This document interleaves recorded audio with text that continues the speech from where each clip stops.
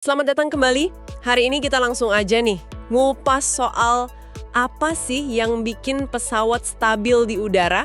Ana pernah lihat kan, pesawat terbang lurus saja gitu, tenang. Kayak ada semacam autopilot alami yang jaga dia tetap lurus meskipun habis kena goyangan angin gitu. Nah, gimana tuh caranya? Betul sekali. Kita udah kumpulin beberapa materi teknis aeronautika nih, dan misi kita kali ini menyajikan inti sarinya buat Anda. Kita bakal bongkar rahasia stabilitas pesawat konvensional, terus lanjut lihat desain-desain yang wah unik ya, kayak canard, tandem yang nggak pakai ekor, sampai sayap delta macam Concorde. Gimana mereka bisa stabil dengan caranya masing-masing. Tujuannya, biar Anda dapat esensinya, cepat, dan asik. Oke, mari kita mulai gali lebih dalam ya. Sip. Nah, yang kita omongin ini namanya stabilitas statis longitudinal. Kedengarannya teknis banget ya, tapi konsepnya sebetulnya sederhana kok. Ini tuh kecenderungan alami pesawat buat kembali ke posisi terbang lurus, seimbang setelah ada gangguan kecil. Misalnya hidungnya agak naik dikit atau turun dikit gitu. Mirip lah kayak mainan wibble-wobble itu, yang kalau digoyang pasti balik tegak lagi. Kuncinya ada di interaksi antara gaya angkat, gravitasi, sama gaya dari ekor. Gimana mereka ini kerjasama buat menciptakan momen yang, yaitu tadi, memulihkan posisi terbangnya. Oke. Kita mulai dari yang paling umum dulu deh, pesawat konvensional yang ekornya di belakang. Sumber kita nih bilang, posisi pusat gravitasi atau CG itu penting banget. Katanya makin maju CG-nya, makin stabil. Kok bisa gitu ya? Mekanismenya gimana? Tepat. Jadi gini, kalau CG itu posisinya lebih maju daripada titik pusat gaya angkat total pesawat, secara alami hidung pesawat itu ada kecenderungan mau nunduk. Nah, biar gak nunduk terus dan bisa terbang lurus datar, bagian ekor yang horizontal itu, namanya tail plane, harus ngasih perlawanan. Biasanya nih, dia harus menghasilkan gaya ke bawah atau downforce. Atau paling nggak, gaya angkatnya jauh lebih kecil dibanding sayap utama. Ini nih, bisa dibilang kayak harga buat dapat stabilitas. Harga? Maksudnya ada konsekuensi gitu? Ada yang dikorbanin? Iya, benar. Ini yang suka disebut trim drag. Jadi, sayap utama kan kerja keras bikin gaya angkat ke atas, tapi ekornya malah neken ke bawah. Atau nggak banyak bantu ngangkat. Akibatnya ya, efisiensi total pesawat jadi berkurang dikit. Soalnya butuh gaya angkat lebih gede dari sayap utama, plus ada hambatan tambahan dari kerjaan si ekor tadi. Jadi ya, stabilitas di desain konvensional ini emang dibeli dengan sedikit pengorbanan efisiensi. Makanya, karena tugas utama ekor bukan ngasilin lift gede, profil aerofoilnya sering dibikin simetris aja. Oke. Terus kalau kebalikannya, gimana kalau CG-nya terlalu ke belakang? Wah, nah itu bahaya. Ada batas posisi CG paling belakang, namanya neutral point. Kalau pas di titik itu, pesawatnya jadi netral stabil. Maksudnya, kalau keganggu, dia nggak balik ke posisi semula, tapi juga nggak makin parah gangguannya. Diam aja gitu. Diam aja. Iya, tapi kalau CG-nya lebih belakang lagi dari neutral point itu, nah, pesawatnya jadi nggak stabil secara statis. Gangguan kecil aja, misalnya hidung naik dikit, dia bakal cenderung makin naik terus. Atau kalau turun dikit, ya makin nurun terus. Bisa lepas kendali. Makanya posisi CG ini krusial banget dalam desain dan juga pas muat barang atau penumpang. Oke, paham sekarang pentingnya CG. Terus di sumber kita juga ada nyinggung longitudinal dihedral. Ini apaan lagi nih? Perbedaan sudut pasang sayap sama ekor gitu ya? Penting juga. Ah ya, longitudinal dihedral. Itu salah satu cara buat bantu mencapai stabilitas. Tapi mungkin bukan faktor fundamental satu-satunya. Yang secara mendasar lebih penting menurut analisisnya adalah ini. Pas terbang lurus, koefisien lift ekor itu harus lebih rendah daripada koefisien lift sayap utama. Koefisien lift. Jadi kemampuan ngangkatnya gitu ya? Betul, efektivitasnya dalam menghasilkan gaya angkat. Nah, perbedaan sudut pasang, longitudinal dihedral, itu salah satu cara buat memastikan kondisi ini tercapai. Jadi, pas ada gangguan, misalnya hidung agak naik, perubahan gaya angkat di ekor itu bakal bikin momen yang ngedorong hidung turun lagi. Intinya, ekor itu dibikin kurang sakti ngangkatnya dibanding sayap utama. Sip, cukup jelas nih untuk yang konvensional. Stabilitasnya datang dari kerja si ekor belakang, tapi ada ongkos trim drag-nya. Nah, sekarang gimana kalau logikanya kita putar balik? Pesawat canard yang ekornya malah di depan. Nah, ini dia yang seru. Canard ini kan sayap kecilnya di depan ya, sayap utamanya di belakang. Konsepnya emang kayak ngebalikin pesawat konvensional. Biar stabil, prinsipnya tetap mirip, tapi dibalik. Permukaan yang di depan, si Canard atau foreplane itu, harus disetel biar ngasilin koefisien lift yang lebih tinggi daripada permukaan belakang, yaitu sayap utamanya. Cara capainya gimana? Biasanya, sudut pasang si foreplane ini dibikin lebih besar. Hasilnya apa? Hasilnya, dua-duanya, baik permukaan depan maupun belakang, sama-sama ngasilin gaya angkat positif. Nggak ada yang ngelawan kayak ekor di pesawat konvensional tadi. Wah, berarti secara teori bisa lebih efisien dong ya? Nggak ada trim drag dong? Secara teori, iya, potensinya begitu. Karena semua permukaan ikut ngangkat, total luas sayap yang dibutuhin buat ngasilin gaya angkat yang sama bisa jadi lebih kecil. Ini bisa ngurangin bobot dan hambatan. Kontrol angguknya, pitch, juga beda. Buat naikin hidung, gaya angkat foreplane-nya yang ditambahin, bukan malah nekan ekor ke bawah kayak di konvensional. Ini bisa ngasih keuntungan buat manuverabilitas sama performa lepas landas. Makanya desain Canard ini lumayan populer buat pesawat tempur pencegat gitu. Saya ingat pernah dengar klaim nih, katanya pesawat Canard itu lebih aman. Semacam nggak bisa stall. Bener nggak sih itu? Klaim itu perlu sedikit diluruskan ya. Teorinya memang menarik. Jadi gini, karena foreplane itu kan kerjanya di sudut serang AOA yang lebih tinggi biar stabil.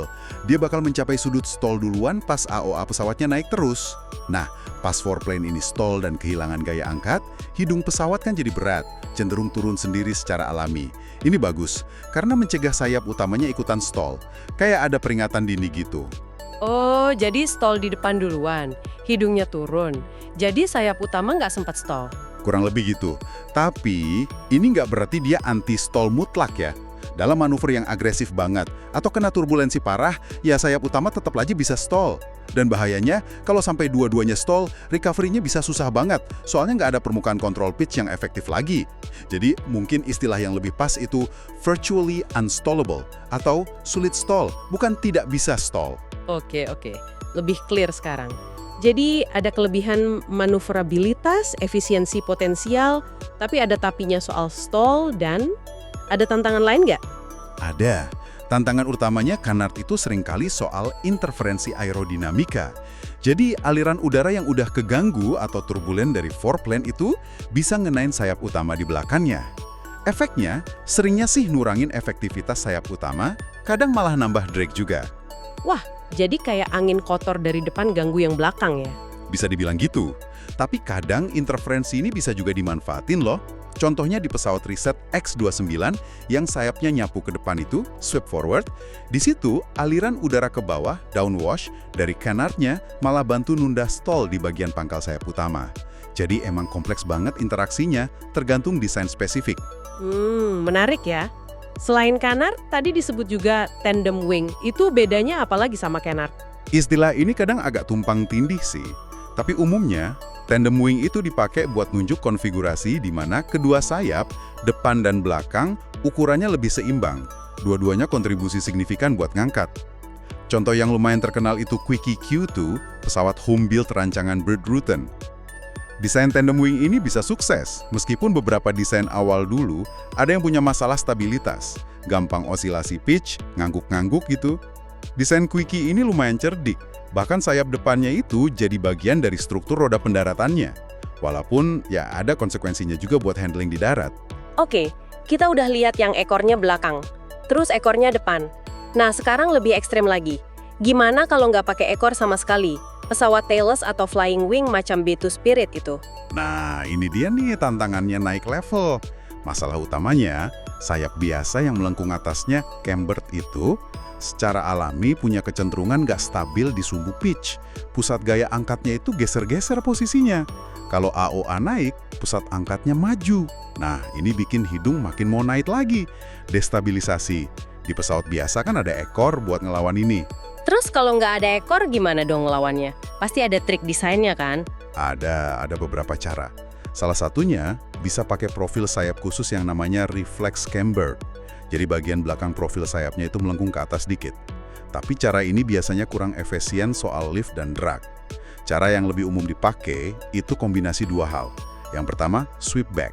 Sayapnya dibikin nyapu ke belakang, kayak panah gitu. Yang kedua, washout. Washout itu apa lagi? Washout itu artinya ujung sayapnya dibikin melintir dikit. Jadi sudut pasang di ujung sayap itu lebih kecil daripada sudut pasang di pangkal sayap. Kombinasi sweep back sama washout ini bikin ujung sayap, yang posisinya kan jadi jauh di belakang CG, berfungsi mirip ekor. Jadi pas hidung pesawat naik, ujung sayap ini ngasih gaya angkat yang beda yang akhirnya bikin momen buat nurunin hidung lagi. Intinya, si ujung sayap yang nyapu ke belakang dan agak melintir ini jadi kayak ekor mini buat stabilitas. Wah, cerdik juga ya. Keuntungannya pasti gede juga ya, ngurangin drag karena nggak ada badan ekor, sambungan sayap ekor. Tepat sekali. Makin sedikit komponen, makin kurang hambatannya, makin ringan juga potensinya. Desain yang ekstrim, kayak all-wing, macam B2, itu kan bahkan nggak punya badan pesawat konvensional. Tapi ya, ada tapinya juga. Untuk pesawat yang kecepatannya rendah, sayap model sweepback ini sebenarnya kurang efisien ngasilin lift dibanding sayap lurus. Jadi keuntungan ngurangin drag dari tailless ini nggak terlalu signifikan buat pesawat lambat. Beda cerita kalau buat pesawat cepat, transonic atau supersonic. Di kecepatan segitu kan sweep emang dibutuhin buat ngatasin masalah gelombang kejut. Nah, di situ konfigurasi tailless ini jadi menarik. Plus ada bonus lain yang penting banget. Bentuknya yang mulus, nggak banyak sudut siku-siku atau sambungan antar permukaan, bikin dia mantulin sinyal radar dengan jelek. Ini jadi dasar pengembangan teknologi siluman atau stealth. Ini nyambung nih ke kasus spesial terakhir yang menarik, sayap Delta. Kayak di Concorde. Itu kan sebenarnya varian dari tailless yang swept juga kan ya? Betul sekali. Sayap Delta itu ya pada dasarnya sayap swept, tailless. Jadi prinsip stabilitasnya mirip dengan yang barusan kita bahas. Tapi ada masalah gede khusus buat Delta tailless kalau mau terbang supersonik. Masalahnya, pas pesawat nembus kecepatan suara dan makin kenceng lagi, ada fenomena aerodinamika yang bikin pusat tekanan, ingat ya, titik tangkap total gaya angkat, itu geser jauh banget ke belakang di sayap. Wah, geser ke belakang, jauh. Terus akibatnya apa kalau pusat tekanan tiba-tiba mundur gitu? Akibatnya fatal buat efisiensi. Karena pusat angkatnya mundur jauh di belakang CG, muncul momen nunduk nose down pitch yang kuat banget. Nah, buat ngelawan momen nunduk ini, biar pesawat tetap lurus, permukaan kontrol di ujung belakang sayap Delta, namanya elevon, gabungan elevator dan aileron, harus dinaikkan cukup tinggi. Up elevator. Defleksi kontrol yang gede ini ya sama aja kayak ngerem pakai permukaan kontrol. Hambatannya naik drastis. Ini trim drag yang kita bahas tadi, tapi levelnya bisa parah banget pas supersonik.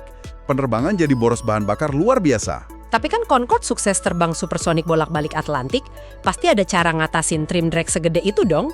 Nah, ini dia solusi paling jenius dari para insinyur Concorde. Namanya fuel trim. Mereka pasang sistem pompa bahan bakar yang canggih antar tangki di dalam pesawat. Jadi, pas Concorde akselerasi dari subsonik ke supersonik, sistem ini secara otomatis mindahin bahan bakar dari tangki-tangki utama di depan ke tangki trim khusus di bagian ekor pesawat. Dipindahin ke belakang, buat apa? Tujuannya persis buat ngimbangin pergeseran pusat tekanan tadi. Dengan mindahin massa bahan bakar ke belakang, posisi pusat gravitasi, CG, pesawat ikut geser ke belakang juga. Jadi, CG-nya dibikin ngejar posisi pusat tekanan yang mundur itu. Hasilnya, pesawat bisa tetap seimbang, trimmed, pas supersonik dengan defleksi elevon yang minimal banget. Trim drag-nya jadi kecil. Ini kunci efisiensi Concorde terbang supersonik. Wah, luar biasa cerdas. Jadi bukan cuma ngandelin bentuk sayap, tapi ada manajemen berat aktif selama terbang ya? Gila sih. Tepat. Selain fuel trim itu, bentuk lingkungan atau camber profil sayap Concorde juga dirancang hati-hati banget. Ingat ya, lift itu bisa datang dari sudut serang atau AOA atau dari bentuk camber sayap. Nah, Concorde pas pelan kan terbangnya dongak banget tuh. AOA tinggi, lift dominan dari AOA. Pas supersonik, AOA-nya rendah, lift lebih dominan dari camber. Dengan ngerancang bentuk camber secara cermat, terutama bagian depan sayap yang melengkung turun itu, namanya droop, mereka bisa jaga posisi pusat tekanan karena camber pas supersonik itu nggak terlalu jauh beda sama posisi pusat tekanan pas AOA tinggi di kecepatan rendah. Semuanya demi ngurangin kebutuhan trim. Meskipun udah secanggih itu, karena emang kompleks ngatur stabilitas dan kontrol delta tailless murni, banyak juga kok pesawat delta lain yang akhirnya tetap dipasangin ekor horizontal kecil atau canard buat ngebantu. Oke, jadi kita udah jalan-jalan nih, lihat berbagai cara pesawat bisa stabil ya. Mulai dari yang konvensional, ngandelin ekor belakang, tapi ada ongkos trim drag, terus canard yang ngebalik logika, keren buat manuver, tapi ada isu interferensi. Lanjut ke solusi tanpa ekor yang pakai sweep sama washout, bagus buat ngurangin drag di kecepatan tinggi tapi kurang efisien pas pelan.